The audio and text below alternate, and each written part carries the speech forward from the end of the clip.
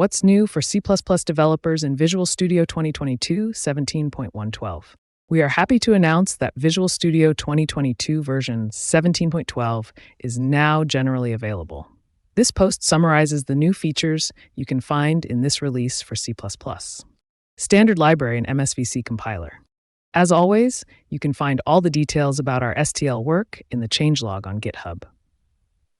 Thanks to everyone who contributed changes for this release. On the conformance side, we have finished the implementation of C++23's P2286R8 formatting ranges by implementing formatters for the container adapter stack, queue, and priority queue. Range default formatter. We've added multidimensional subscript operators to the compiler, enhancing our current implementation. This means you can now easily index multidimensional spans using the mymdspan ij syntax. Let's take a look at a complete example to see it in action.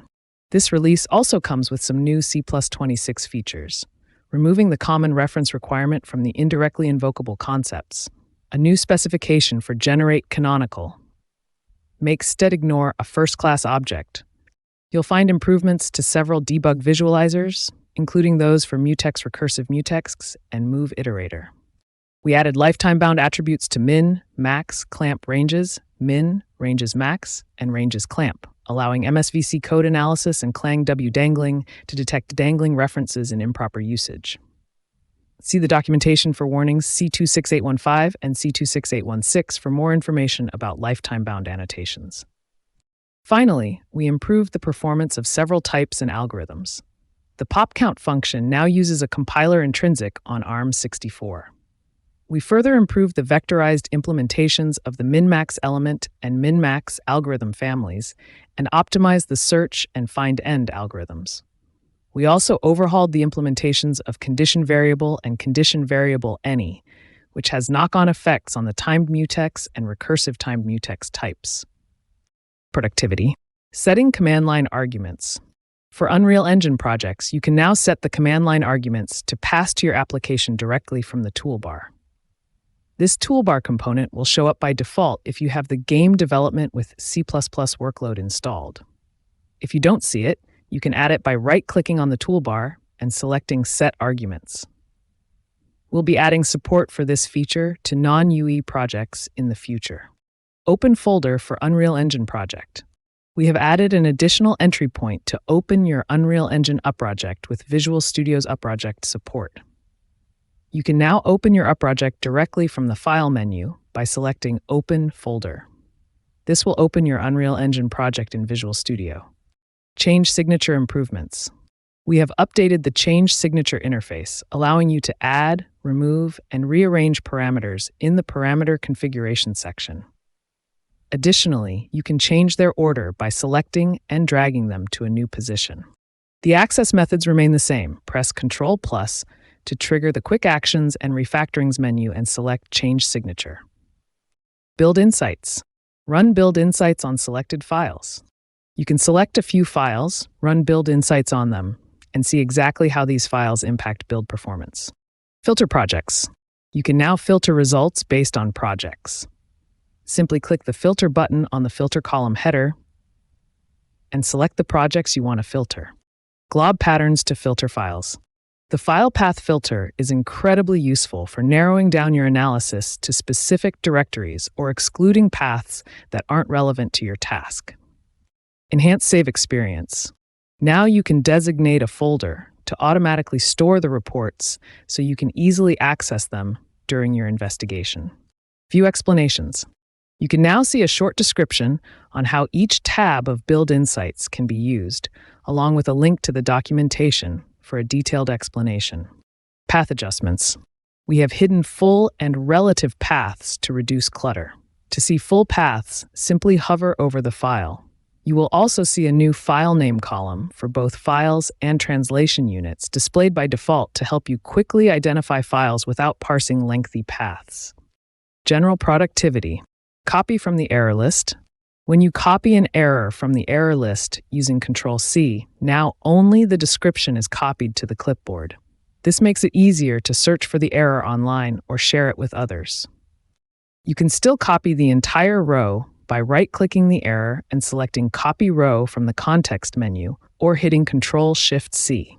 If what you wanted to do with the error description was to do a web search, then just hit Ctrl-F1 to search for information about the error online. Dock the code search window. If you need code or feature search to stay out of your way, you now have more control over the behavior of the search window.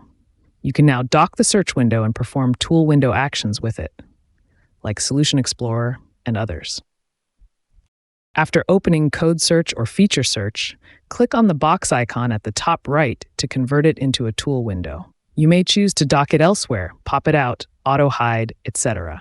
You can revert to the dismissible window by closing the tool window and reopening Search. We've also simplified and cleaned up the previewing experience in Search. There is now one button, indicated with an eye icon, to toggle the preview on and off. Refresh your Find results. We heard from a lot of users that it's frustrating having to reopen the Find window and go through the motions of redoing a search to get updated results. Maybe you just refactored some code and want to confirm everything has been changed as expected. Or you pulled some recent changes and need your recent find operation to reflect those updates. After completing Find in Files, you will now have the option to refresh the results in the window. You'll get your updated results without having to redo the search. Non-blocking code cleanup on save. Previously, when a code cleanup action was run on save, you couldn't perform any actions in the IDE. We've now enhanced this to operate in a non-blocking manner. The cleanup process will run in the background and can be automatically canceled if you resume typing. Git changes. Manage file renaming. When you rename files from the Solution Explorer, you'll now be reminded to stage your changes to see the renames in Git. Copy Git link. You can now get a GitHub or Azure DevOps link to a specific line of code to make it easy to share with your colleagues. Access this option by right-clicking on some code and selecting Git, copy GitHub Azure DevOps permalink. Debugging inline return values. The debugger now displays return values inline, making it much easier to see the return value of functions that have complex return statements. Smart variable inspection with GitHub Copilot. You can now click on Ask Copilot next to the value of a variable to get AI-driven insights into what led to your current program state. For example, the following program has an off-by-one error in its loop condition, resulting in undefined behavior. If you click Ask Copilot, it tells you what went wrong. Fix my code with GitHub Copilot. For errors in the Visual Studio error list, you can click Ask Copilot for an explanation and a fix to get suggestions on how to rectify your errors. For example, if we try to fix the code from the previous section by introducing a range-based for loop, we might get the following error. Copilot suggests the following explanation. Debug failed tests with GitHub Copilot. We might fix the above issue and write a test case to ensure the function works, but then have a cat sit on our keyboard and accidentally initialize ncats to 1 instead of 0. Fortunately, GitHub Copilot now comes with options to help debug the test failure. Selecting this option may give something like the following. Send us your feedback. We are very much interested in your feedback to continue to improve this experience. Check out the article by scanning the QR code. And don't forget to leave your thoughts in the comments.